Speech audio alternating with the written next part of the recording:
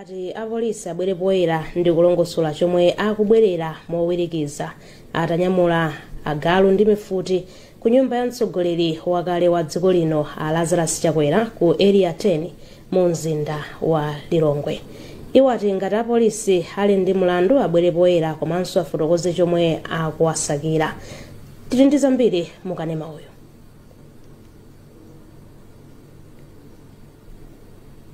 Ndi kare nditsimikize ndithu kuti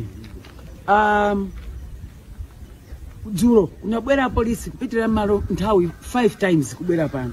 Andikubwera kwake kwa mwano kubwera kodzavutitsa munthu. Ndeife tikunena kuti zachitika zolakwika. Sikufunika kuti anthu apatsa Achakwera ulemu wawo monga mtsogoleri amene ali wa dziko lino. Zachitika zikuti ngati kuli nkhani ingobwerani kutsata malamulo amene amapanga, koma zoti tidzingozungulira pa nyumba pa mtsogoleri wakale ndi zolakwika. Zimene zachitika zino zokuitsa kwambiri. Ndife tabwera pano kuti anthu adziwe kuti Malawi Congress Party singokhala mangoyang'anira mtsogoleri wawo akumapangidwa zoti adziopsezedwa. Tidziwa kuti ichi chofuna kuwakhazika chete ndichofuna kuti adzingokhala amantha ubwino wake iwo alibe manda chifukwa Chakwera sali wokha. Malawi Congress Party sili yokha, masupporters athu alipo. Tabwera pano kuti tionetsetse kuti mtsogoleri wathu ndi otetezeka. Achakwera kapita mukhali amayankhulana pazimene zikuchitika. Aphungu onse a chipani cha MCP sanakhale nawo pa mkumano wa nyumba ya malamulo lachitatu masana, ndipo aphungu ena oyima pawokha nawo sanapezeke mnyumbayi. Poyankhulapo pa nkhani wachiwiri kwa nyumba ya malamulo a Esther Jolobala anati zimene zinachitika mnyumbamo ndi zosakhala bwino ndipo zikuyenera kusintha. Tikupatsirani zambiri m'malipoti athu otsatira. Ndipo dziko la Malawi alilangiza kusintha momwe limayendetsera ndondomeko ya zipangizo za ulimi zotsika mtengo ndi cholinga chofuna kuthana ndi vuto la njala komanso kukwera kwa chiwerengero cha anthu amene amanenepa mopyola miyeso. Mkulu wa nthambi ya maphunziro amadyedwe abwino ku sukulu ya ukachenjedwe ya Luwana, Associate Professor Alexander Kalimbira wanena izi mu mzinda wa Lilongwe pa mkumano wa adindo pa nkhani za ulimi, kadyedwe kabwino komanso kusintha kwa nyengo. Pemphero Malimba walemba ripoti ili. Associate Professor Kalimbira watenga khaire dziko lino lakhala likuyika ndalama zochuluka pa ndondomeko yafereza otsika mtengo. Ndondomeko isi kuphula kanthu kamba kuti anthu ambiri akupitirira kukumana ndi vuto la njala chaka ndi chaka pomwe akhala akudalira mbewu imodzi yomwe ndi chimanga. Iwo ati nthawi yakwana tsopano kuti dziko lino lisinthe mmene limachitira zinthu poyika ndalama zambiri pa ulimi wa mbewu zosiyanasiyana komanso kulimbikitsa kugwiritsa ntchito manyowa pochita ulimiwu. Iwo anati kuyika chidwi chachikulu pa ulimi wa chimanga kukupangitsa kuti anthu ambiri adzikhazikika pakudya zakudya zochoka ku chimanga m'malo modya zakudya za magulu osiyanasiyana zimene zimapangitsa kuti chiwerengero cha anthu onenepa komanso onenepa mopyola miyezo chidzipita patsogolo. Malinga ndi Kalimbira, kafukufuku wa World Best Atlas 2025 akuonetsa kuti podzafika chaka cha 2030 anthu akuluakulu oposa 3.7 miliyoni mdziko muno adzakhala onenepa komanso ena adzakhala onenepa mopyola miyezo. Mavuto ena amene tikumana nawo chifukwa sitikudya mmene tiyenera kudyera, sitikugwiritsa ntchito zathu zimene zimapezeka. Malo mwa chigumu tikutsata zinthu zina, malo mwa chitumbuwa tikutsata zinthu zina zimene ena atigulitsa. Malo mwa thobwa tikutsatira zakumwa za mtundu wina zimene ena azipanga kwina ikamo zimene akufuna osati zimene ife timafuna. Mmodzi wa akuluakulu woona za ulimi khonsolo la boma la Lilongwe, Ameliam Kumwenda, wati za ulimi akupitirira kuyendetsa ndondomeko zosiyanasiyana kuti apititse patsogolo ulimi, koma anatsindika zakufunika koyika ndalama zokwanira popititsa patsogolo ntchito za alangizi za ulimiwu.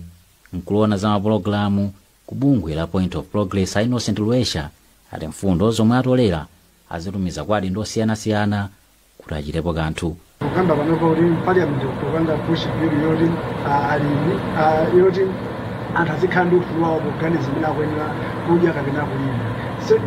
Zinenso tipangenso kusodelera mapazi zinenso zikambinso channel yomwe kuti anthu akumudzi azikhala ndi ufulu ndi umwinimwini woti athe kupanga chinthu. Bungwe la Point of Progress linakonza mkumanowu pansi pa ndondomeko ya Solidarity Exchange for Environment and Development mogwirizana ndi Spire ya ku Norway ndi bungwe la Norwegian Agency for Exchange Cooperation.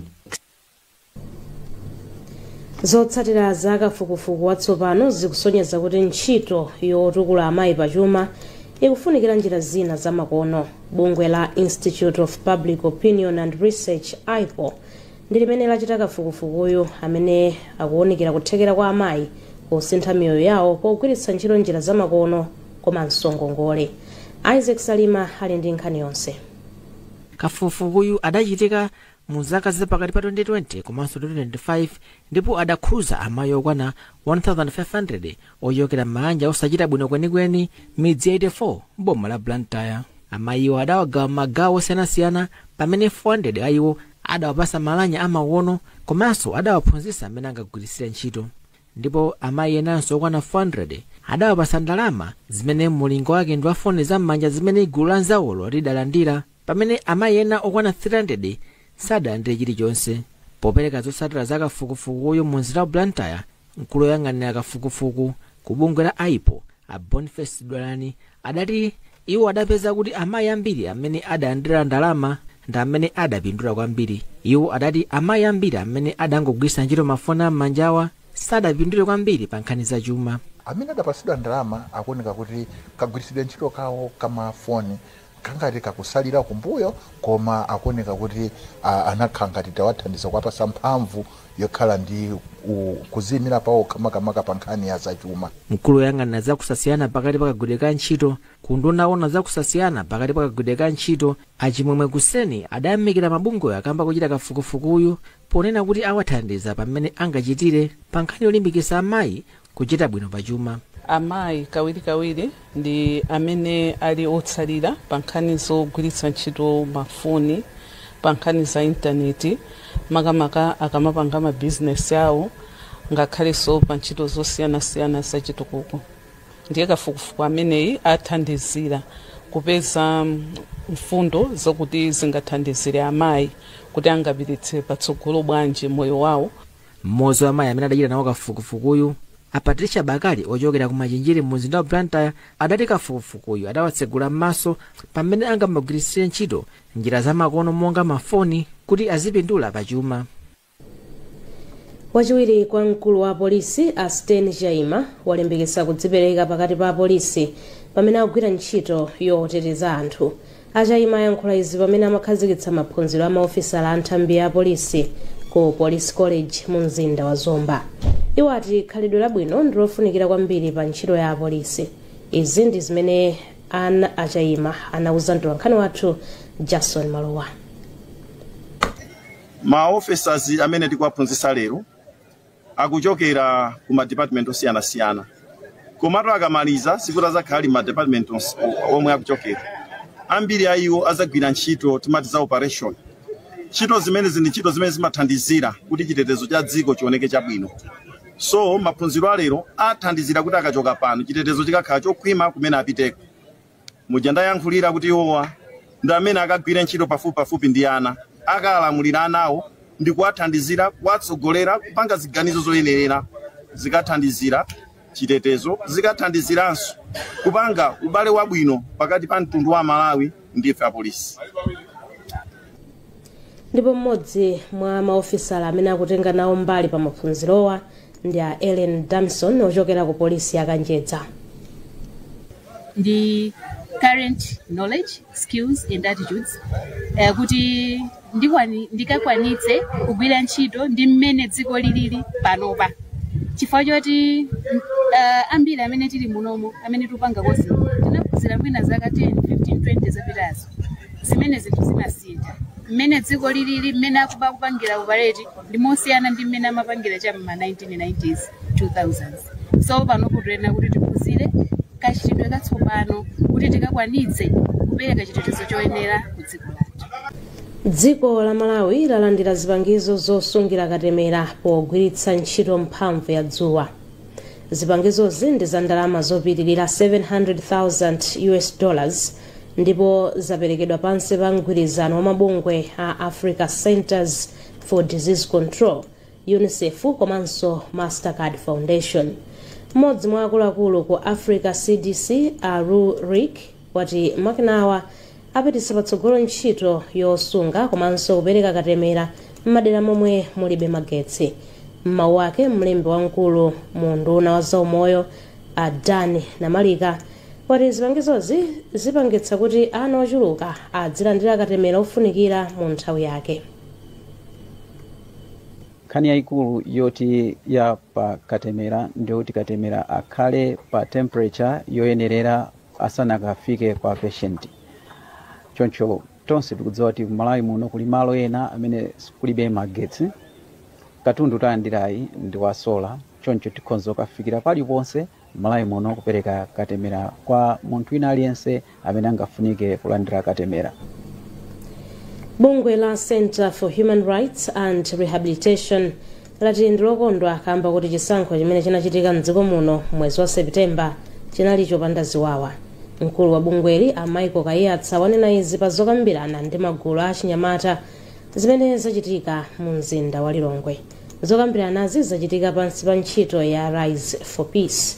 Akayatsa akuyankhula ndi mtolankhani wathu Mese Matonga. Nthawi zambiri kukachitika zaziwawa ndi achinyamata amene amapezeka kuti akupangidwa blame chala chimalosa achinyamata ndi zotsatira zake mbiri achinyamata makhala kuti ikusokonekera.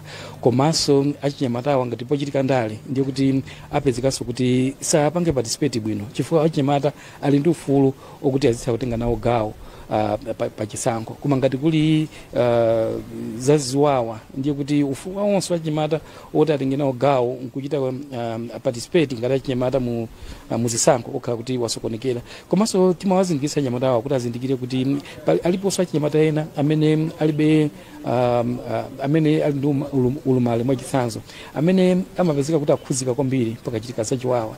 Anthu ngati amenewa pamafunika ndithu kuti athandizidwe kuti athe kutenga nawo gawo komanso kuonesesa kuti ufulu wawo sukuphwanyidwa. Ndi njira imodzi ndionesesa kuti kuli bata ndi mtendere. Ndipo mmodzi wa achinyamata amene atenga nawo mbali pa zokambiranazo Amese Nkumbwa wati uthenga wa kuyipa kwa ziwawa unathandizira kulimbikitsa bata pa chisankhocho. Okay, kumbali ya achinyamata ambiri after kuphunzitsidwa za unchitidwe oyipa okhuzana ndi ziwawa nthawi ya makampeni, like tinawaphunzitsa kuti ukachita ziwawa ukapanga involve mziwawa izizi utha kupereka faini yokwana 10 million kapena kukhuzupira kundende. Ndora apapo ngati unali mwana wa skulu yako ikhuzupira pansi. Nde achinyamata ambiri anasinthidwa after ataphunzitsidwa kuyipa kwake. Bungwe la Tradeline Corporation lapereka katundu ogwiritsa ntchito pa kalimidwe kumunda wa Nakula na Mahara m'boma la Salima omwe kugwira ntchito ndi alimi okwana 59. Kevin Kanchacha omwe ndi mkulu wa bungweli ati thandizoli ladza kamba kufuna kulimbikitsa alimi akuluakulu kuti nawo athenso kuthandizira alimi omwe amagwira nawo ntchito. Osman Kaliati walemba ripoti lomwe wawerenga ndi Sedina Tambula. Pa nthawi yopereka thandizoli lomwe ndi ya ndalama zosaposera 50 million kwacha ndipo zina mwa izo ndi trakitala. Akamchacha ati ndikofunika kuti boma lilimbikitse alimi ang'onoang'ono kamba kuti ali ndi kuthekera kopititsa chitukuko patsogolo. Iwo apempha bomali kuti lionetsetse kuti alimi akutenga nawo gawo lalikulu pa nkhani za ulimi. Katundu ameneyi akuthandizira farm imene ili kuno, imene ndi farm imene yazungulidwanso ndi alimi ang'onoang'ono. Ndipo farm imeneyi pamene athandizidwa ndi kuti tikuyipatsa mphamvu zonena kuti zithandizire kuti ithe kupanga katundu ochuluka kapena kuti ilime katundu ochuluka. Ndi kuti katundu amene yakhoza kupitira misika ikuluikulu ya mdziko muno komanso angakhale maiko akunja. Justino Sikelete omwe ndi mmodzi mwa alimi ati thilakatalayi ithandiza kuchepetsa ntchito ndipo yabwera mu nthawi yake. Chinthu chimene chisachilandira bwino kwambiri chifukwa ndi chitukuko chimene ifeyo chimatisowa. Kulima ndi trakita kutipindulira kwambiri kuti sintha miyoyo yathu. Tradeline Company ndi bungwe lomwe likugwira ntchito zake pansi pa project ya Commercializing Agriculture for Industrial Growth maboma okwana asanu mdziko muno ndi thandizo la ndalama kuchokera ku ofesi ya kazembe ya dziko la Ireland. Mulipoti lathu lapadera Thomas Kachere akubweretsa poyera mavuto omwe anthu aulumali amakumana nawo m'mizinda. Ripoti ili likudza pamene nkhani yomwe anthu anakadandaula yokhudza lamulo lomwe limati ndi mlandu kupemphetsa latenga nthawi isanasunthe ku bwalo la milandu. Anthu olumala mdziko muno akupitirira kukumana ndi mavuto osiyanasiyana. Anthuwa amapempha mtawuni kuti azipeza thandizo ngakhale kuti amamangidwa akapezeka. Regina Phiri omwe ndi osaona ochokera ku Bangwe ati amakakamisika kupemphapempha kamba kuti alibe chomwe chimawabweretsera ndalama pa khomo pawo. Nimatumiza mwana ku sukulu kuti pita ku sukulu ndi akabwera ku sukulu kuja amadzafikira ponena kuti nifuna nije ndiye malo mwake ngati palibe chakudya imangomuza kuti basi siya makope tiye tipite mtawuni tikatani tikapeze chakudya cha lero. Astela Viano akumasala ati amanyozedwa komanso kumangidwa ndi apolisi. Timatonzedwa kapena kumenyedwa kumene timapezana sondana maskini ati pasendra kummenya mwana wathuyo kuti menyera mwanayo ndiye ife tipanga mochani kuti ife tikusaka chakudya abwesa ndrama kuno ndiye ife ndrama where can I get the money? Nothing. Palibe uyoona zimenezo ndiye timapezani mavuto osiyana bwana wanga Kachere. Aaron Tambala akwamondiwa amatsogolera gulu lati Thandizani Association of the Visually Impaired. Boma la Malawi zimene zikudziwa zamene makumana kuti kumakhala wafuna kuti tikapita mtawuni ndicho linga chonena kuti tikapeza thandizo timakumana ndi zinthu zonena kuti mwina kupangidwa chipongwe mwina kuyimikidwa kumene tikumangani mwachisanzo ngati anzathu anamangidwa 2019 2017 ena anasekeredwa ndithu ngati kusweli dzuwa lonse osatulusa kumanga wazunguliza ndi galimoto mblanta ena anaja kwayembera polisi kuti ndi chifukwa chani mupanga zimenezi natsitsa nkhani ndinena kuti imakhala nkhani yopweteka munthu akumuuza unena kuti usapemphe chikhalicho boma sinachite kanthu idziwe boma kunena kuti palibe chimene iwo angachite pamwana usungamuze usakadye kwa kati ndi kwa nkhoma kandi kwa uje asanampase china chilichonse ngati akufuna iwo waboma kuti ife sapezeke mtawuni moninga ndimene ife tikuva kupereka fuwa kuyenda kumakhala kwawo mwana ndi wang'ono asanakhwime zolo zake koma amakhala mwana chali bize kutigwira pankono patipeze thandizo fo kuti ipezeke thandizo tsiku limene kuti mudye moninga nezi limene zadulira mufunika kuti ulimbe uyende ndithu mwina uyende misika ingapo pakasiku mwina pasiku limati kuyenda misika 4 mwina 5 ndi kuti munthu ubwera wakamuna ndi 7-8 ukadoya uphike mwana soena amatha kugona kutopa ndikutani kuti atopa ndikuyenda. Omenyera ufulu wa anthu ati lamuloli limaphwanya ufulu wa anthu komanso kukolezera umphawi pakati pawo. Vivian Kasunda ndi abungwe la Southern Africa Litigation Center. Section 180B limaleta anthu kupemphesa mtawuni ndipo lamulo limene lili limaphwanya maufulu a anthu chifukwa choti anthuwo amakhala kuti alibe kena kalikonse. Section 180B ya malamulo a zaupandu imakamba kuti ndi mulandu kupemphetsa.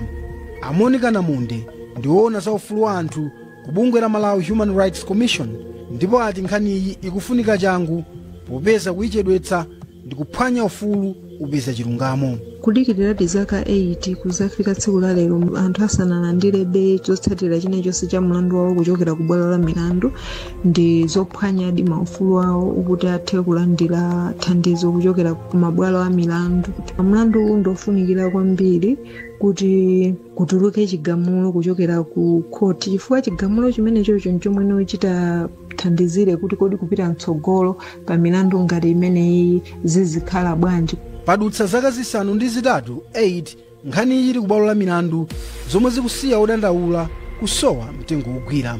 Anthuwa omwe ndi olumala anakamang'ala ku bwalo la milandu atapezeka olakwa mchaka cha 2017 kuti bwaloli liunikenso lamuloli.